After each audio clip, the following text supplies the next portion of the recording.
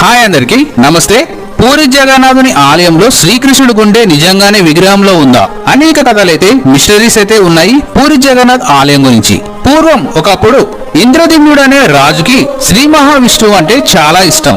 ఎలా అయినా సరే ఆయన నిజస్వరూపం దర్శనం చేసుకోవాలని తన కోరిక. అలా ఉండగా ఒక రోజు నారదుడు ఒక బ్రాహ్మణుడి వేషంలో వచ్చి శ్రీ మహావిష్ణువు నీలమాధవుని అవతారంలో ఈ కొండ మీద ఎక్కడో వెలిశాడని చెప్తాడు. ఆ మాట విన్న ఆ రాజుకి ఆనందానికి హద్దులు లేవు.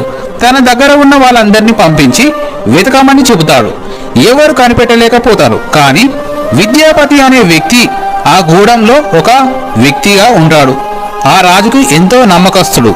ఈ విషయం తెలుసుకున్న రాజు ఎంతో నమ్మకంగా ఉన్న ఆ విద్యాపతిని పిలిపించి రాజు ఒక విషయం కనిపెట్టాలి అని చెబుతాడు.